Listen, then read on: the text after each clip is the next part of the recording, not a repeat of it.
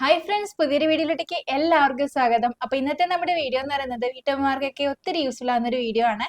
നമ്മുടെ വീട്ടില് മിക്ക ദിവസങ്ങളിലും ഇതുപോലുള്ള ചോറൊക്കെ ബാക്കി വരാറില്ലേ? അപ്പൊ അത് വെച്ച് ചെയ്യാൻ പറ്റുന്ന നല്ലൊരു കിടിലൻ റെസിപ്പിയുടെ വീഡിയോ ആണ്. അപ്പൊ ഇനി ഇൻട്രോ ഒക്കെ പറഞ്ഞ് ബോറടിപ്പിക്കുന്ന വീഡിയോയിലോട്ട് കിടക്കാം. എത്രയൊക്കെ നമ്മൾ ചോറൊക്കെ അളന്ന് വെച്ചാലും ചില ദിവസങ്ങളിൽ ഇതുപോലെ നമുക്ക് ബാക്കി വരാറുണ്ടല്ലേ. അപ്പൊ അത് വെച്ചിട്ട് നമുക്ക് നല്ലൊരു പൊറോട്ട തയ്യാറാക്കി എടുക്കാൻ വേണ്ടി പറ്റും. പിന്നെ ഇതുപോലെ തയ്യാറാക്കി എടുക്കുന്ന പൊറോട്ടയ്ക്ക് നല്ല ടേസ്റ്റും ആണ്, അത് മാത്രമല്ല സോഫ്റ്റും ആണ് കേട്ടോ. പിന്നെ കടയിൽ നിന്ന് വാങ്ങുന്നതിനേക്കാളും ഒത്തിരി ടേസ്റ്റ് എനിക്ക് തോന്നിയിട്ടുണ്ട്. ഒരു തവണ നിങ്ങൾ ഇതുപോലെ ഉണ്ടാക്കി കഴിഞ്ഞാല് പൊറോട്ട കഴിക്കുക എന്നുള്ള കൊതിയൊക്കെ വരുമ്പോൾ കടയിൽ നിന്ന് വാങ്ങാതെ ഈ ഒരു രീതിയിൽ മാത്രമേ നിങ്ങൾ തയ്യാറാക്കുള്ളൂ കേട്ടോ. അത്രയും ടേസ്റ്റ് ആണ് ഇതുപോലെ നമ്മൾ ഉണ്ടാക്കിയെടുക്കുമ്പോൾ. സാധാരണ നമ്മൾ പൊറോട്ട ഒക്കെ ഉണ്ടാക്കിയെടുക്കുമ്പോൾ ഒത്തിരി നേരം റെസ്റ്റ് ചെയ്യാൻ വെച്ച് പിന്നെ വീശി അടിച്ചിട്ടൊക്കെയാണ് പൊറോട്ട ഉണ്ടാക്കിയെടുക്കുന്നത് അല്ലെ. അപ്പൊ ഇതുപോലെ ഉണ്ടാക്കിയെടുക്കുമ്പോൾ അതിനൊന്നും ഒരു ആവശ്യമില്ല. ചപ്പാത്തി പരത്തി എടുക്കുന്ന ലാഘവത്തോടെ നമുക്ക് തയ്യാറാക്കി എടുക്കാവുന്നേ ഉള്ളൂ. ഇപ്പൊ ഞാൻ എന്താ ഇവിടെ തലേ ദിവസത്തെ ചോറാണ് എടുത്തിട്ടുള്ളത്. ഇതുപോലെ വൈറ്റ് റൈസ് ഉണ്ടെങ്കിൽ വൈറ്റ് റൈസ് എടുക്കാം, ഇല്ലാന്നുണ്ടെങ്കിൽ നമ്മുടെ മട്ടേരിയൊക്കെ ആണെങ്കിൽ അതും എടുക്കാം കേട്ടോ. ഇനി നമുക്ക് ഇതൊന്ന് അരച്ചെടുക്കണം. അതിനായിട്ട് ഏതാ മിക്സിയുടെ ജാറിലോട്ട് ഈ ഒരു ചോറ് ഇട്ട് കൊടുക്കുകയാണ്. പിന്നെ ഇതിലോട്ടേക്ക് ഞാൻ ചേർക്കാൻ പോകുന്നത് ഒരു മുട്ടയാണ്. ഒരു മുട്ട നമുക്ക് ഇതിലോട്ടേക്ക് പൊട്ടിച്ചൊഴിച്ചു കൊടുക്കാം. ഇപ്പൊ ഞാൻ എന്താ മുട്ട ഇതുപോലുള്ള ബൗളിലോട്ട് പൊട്ടിച്ചൊഴിക്കുകയാണ്. കാരണം കേടായതാണോ ഇല്ലയെന്ന് അറിയില്ലല്ലോ. ഇൻ കേസ് കേടായതൊക്കെ ആണെങ്കിൽ നമ്മൾ എടുത്ത ചോറ് കൂടി നമുക്ക് വേസ്റ്റ് ആവും. ഇനി നമുക്ക് ഈ ഒരു മുട്ട മിക്സിയുടെ ജാറിലോട്ട് ഒഴിച്ചു കൊടുക്കാം. പിന്നെ ഇതിലോട്ട് നമുക്ക് ആവശ്യത്തിന് ഉപ്പ് കൂടി ചേർത്ത് കൊടുക്കാം. ഇനി ഇത് നമുക്ക് നന്നായിട്ടൊന്ന് അടിച്ചെടുക്കാം. കട്ടകളൊന്നും ഇല്ലാതെ നന്നായിട്ടൊന്ന് അരിഞ്ഞിട്ടണം.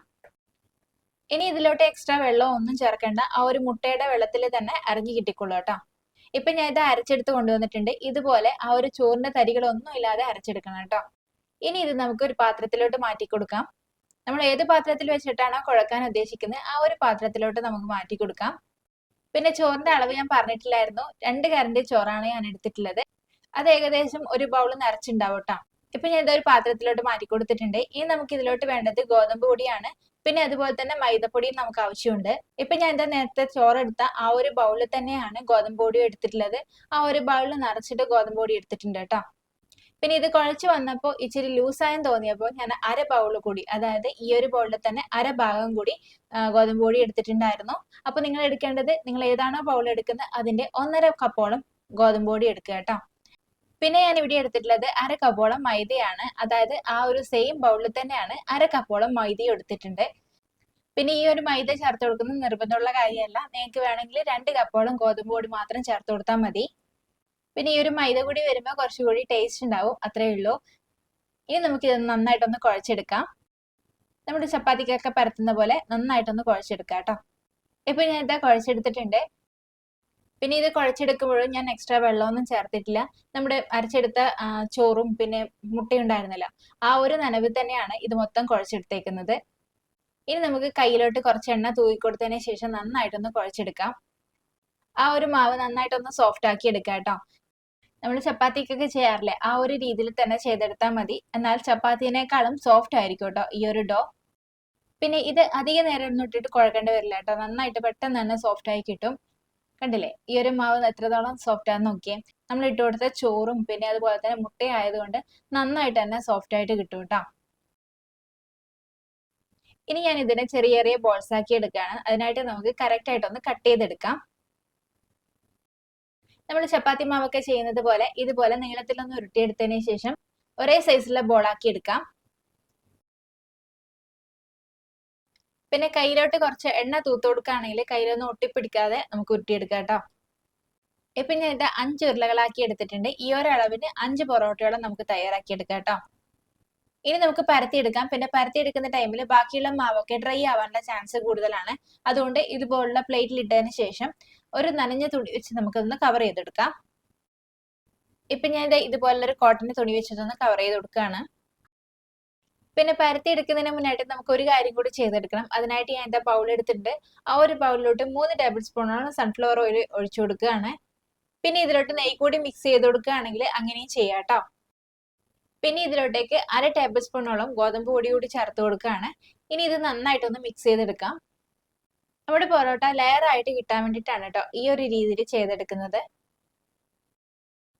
ഇനി നമ്മുടെ മാവ് നന്നായിട്ട് കനം കുറച്ചിട്ടൊന്ന് പരത്തിയെടുക്കാം.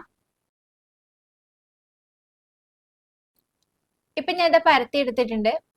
ഇനി ഇതിലോട്ടേക്ക് നമ്മൾ നേരത്തെ തയ്യാറാക്കിയെടുത്ത ഓയിലിന്റെ ഒരു മിക്സ് ഉണ്ടല്ലോ, ആ ഒരു മിക്സ് ഒന്ന് പുരട്ടി കൊടുക്കാം. ഇതുപോലെ ഓരോ പ്രാവശ്യം പുരട്ടിയെടുക്കുന്ന ടൈമിൽ നന്നായിട്ടൊന്ന് മിക്സ് ചെയ്ത് കൊടുത്തിട്ട് വേണം കേട്ടോ പുരട്ടിയെടുക്കാനായിട്ട്.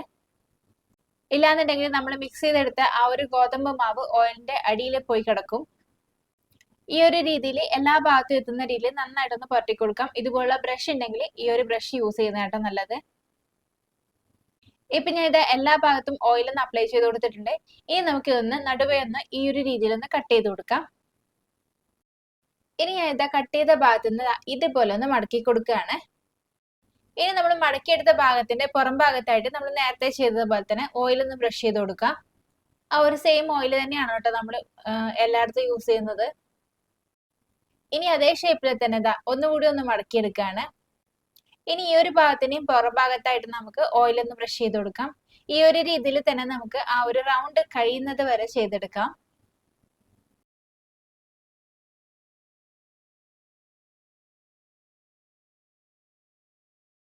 പിന്നെ നമ്മൾ ഇതുപോലെ മടക്കിയെടുക്കുന്ന ടൈമിൽ ഓരോ ഭാഗത്തിനെയും പുറം ഭാഗത്തായിട്ട് ഇതുപോലെ ഓയിൽ അപ്ലൈ ചെയ്ത് കൊടുക്കാൻ മറക്കരുത്. ഈ ഒരു പൊറോട്ടയിലെ ലെയർ കിട്ടുന്നത് തന്നെ ആ ഒരു മടക്കിയെടുക്കലിലാണ് കേട്ടോ. ഇങ്ങനെ നമ്മൾ ഓയിൽ ബ്രഷ് ചെയ്ത് കൊടുത്താൽ മാത്രമേ നമ്മൾ മടക്കിയെടുക്കുന്ന ലെയറൊക്കെ ലെയറായിട്ട് തന്നെ കിട്ടുള്ളൂ കേട്ടോ. ഇല്ലെങ്കിൽ അത് ഒട്ടിപ്പിടിച്ചിരിക്കും.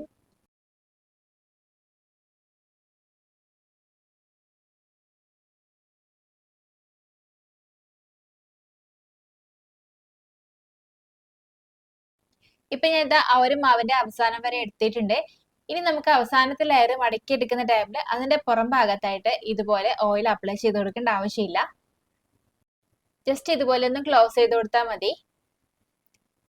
ഇനി ആ ഒരു മാവ് ഇതുപോലെ ഒന്ന് കയ്യിലോട്ട് എടുത്തതിന് ശേഷം മടക്കി കൊടുത്തിട്ടുണ്ടായിരുന്നല്ലോ, ആ ഒരു മടക്കി എന്താ ഇതുപോലെ ഏകദേശം ഒരു സെന്റർ കണ്ടുപിടിച്ചതിന് ശേഷം ഈ ഒരു രീതിയിൽ ഒന്ന് ചുരുട്ടി കൊടുക്കാം. അതായത് താഴ്ഭാഗത്ത് നിന്ന് ചുരുട്ടി ചുരുട്ടി ഇങ്ങോട്ട് എടുക്കുകയാണ് കേട്ടോ വേണ്ടത്.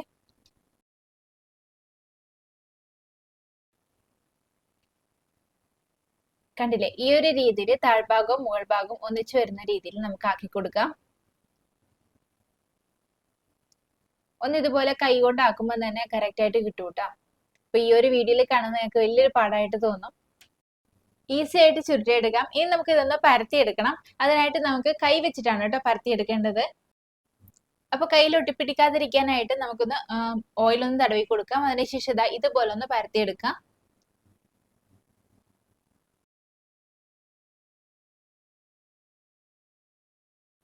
ഇപ്പൊ ഞാൻ ഇത് പരത്തി എടുക്കുമ്പോൾ തന്നെ കണ്ടില്ലേ ആ ഒരു ലെയർ കറക്റ്റ് ആയിട്ട് വന്നിട്ടുണ്ട്. പരത്തിയെടുക്കുന്ന ടൈമിൽ ചപ്പാത്തി കോലി വെച്ചിട്ട് പരത്തിയെടുക്കരുത് കേട്ടോ. ഇതുപോലെ കൈയിന്റെ ഉൾഭാഗം വെച്ചിട്ട് വേണം പരത്തിയെടുക്കാനായിട്ട്. ഇനി നമുക്ക് ഇതൊന്ന് ചുട്ടെടുക്കാം. അതിനായിട്ട് ഞാൻ ഇതൊരു പാൻ അടുപ്പിലോട്ട് വെച്ചിട്ടുണ്ട്. ആ ഒരു പാൻ ഒന്ന് ചൂടായി വരുമ്പോൾ അതിലോട്ടേക്ക് സൺഫ്ലവർ ഓയിൽ ഒന്ന് പുരട്ടി കൊടുക്കാം. ഇനി ഈ ഒരു പരത്തി വെച്ച മാവ് നമുക്ക് അതിലോട്ട് ഇട്ട് സാധാരണ നമ്മൾ ചപ്പാത്തിയൊക്കെ ചുട്ടെടുക്കുന്ന പോലെ തിരിച്ചു മറിച്ചു വിട്ടിട്ട് ഒന്ന് ചുട്ടെടുക്കാം. ഇനി ഇതിന്റെ മുകളിലായിട്ട് നമ്മൾ ഓയിലൊന്നും പുരട്ടി കൊടുക്കേണ്ട ആവശ്യമില്ല കേട്ടോ. നന്നായിട്ടൊന്ന് ചുട്ടെടുത്താൽ മതി. ഇപ്പൊ ഇത് നമ്മുടെ പൊറോട്ടയൊക്കെ റെഡി ആയിട്ടുണ്ട്.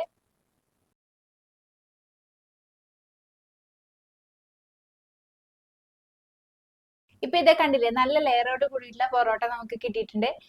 പിന്നെ ഇത് കാണുന്നത് പോലെ തന്നെ നല്ല ടേസ്റ്റുമാണ് കഴിക്കാനായിട്ട്. ഇനി ഇതാ ഈ ഒരു ചെറിയ ചൂടോട് കൂടി കൈ വെച്ചിട്ട് ഇതുപോലെ ഒന്ന് അടിച്ചു കൊടുക്കുക കൂടി ചെയ്താൽ ഈ ഒരു പൊറോട്ടയോ എല്ലാം വേറെ ഒന്നും ഉണ്ടാവില്ല കേട്ടോ. അത്രക്ക് ടേസ്റ്റ് ആണ്. അപ്പൊ ഇനി ബാക്കി വന്ന ചോറൊക്കെ ഉണ്ടെങ്കിൽ ഈ ഒരു രീതിയിൽ ഒന്ന് ട്രൈ ചെയ്ത് നോക്കാം കേട്ടോ. പിന്നെ ഇത് തലേദിവസത്തെ ചോറ് വെച്ച് മാത്രമല്ല, നമ്മൾ അന്നന്ന് ഉണ്ടാക്കിയ ചോറ് വെച്ചിട്ടും ഈ ഒരു രീതിയിൽ തന്നെ നമുക്ക് തയ്യാറാക്കി എടുക്കാവുന്നതാണ്. അപ്പൊ എല്ലാവരും ഒന്ന് ട്രൈ ചെയ്ത് നോക്കാം കേട്ടോ. ട്രൈ ചെയ്തിട്ട് ഫീഡ്ബാക്ക് അറിയിക്കുകയും വേണം. അപ്പൊ ഇന്നത്തെ ഈ വീഡിയോ എല്ലാവർക്കും ഇഷ്ടപ്പെട്ടു എന്ന് കരുതുന്നു. പിന്നെ അതുപോലെ തന്നെ പൊറോട്ടയ്ക്ക് ഇഷ്ടപ്പെടുന്നവരായിട്ട് നിങ്ങളുടെ ഫാമിലിയിലോ അല്ലെങ്കിൽ ഫ്രണ്ട്സ് സർക്കിളിലോ ഉണ്ടെങ്കിൽ അവർക്ക് കൂടി ഒന്ന് ഷെയർ ചെയ്ത് കൊടുക്കുക കേട്ടോ. അപ്പോൾ ഇന്നത്തെ നമ്മുടെ വീഡിയോ ഇവിടെ അവസാനിക്കുകയാണ്. പിന്നെ ഞാൻ എന്നും പറയുന്ന പോലെ ഈ ഒരു വീഡിയോ നിങ്ങൾ സബ്സ്ക്രൈബ് ചെയ്യാതെയാണ് കാണുന്നതെങ്കിൽ ഞാനിടുന്ന വീഡിയോസും പിന്നെ ഈ ഒരു ചാനലൊക്കെ നിങ്ങൾക്ക് ഇഷ്ടപ്പെടുകയാണെങ്കിൽ ചാനൽ ഒന്ന് സബ്സ്ക്രൈബ് ചെയ്ത് സപ്പോർട്ട് ചെയ്യുക കൂടി വേണം കേട്ടോ. അപ്പോൾ പുതിയൊരു വീഡിയോ ആയിട്ട് വീണ്ടും കാണാം. Till then take care, bye bye.